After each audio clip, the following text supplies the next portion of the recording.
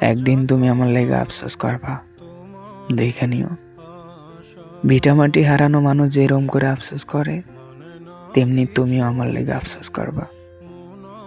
একদিন তোমার মনে হইব এত ভালোবাসা ফিরিয়ে দেওয়া ঠিক হয় নাই। মনে হইব মানুষটা তোমারে খুব ভালোবাসত।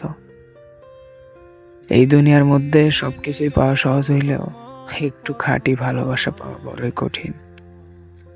আমি তোমারে শতভাগ ভালোবাসা দিছি।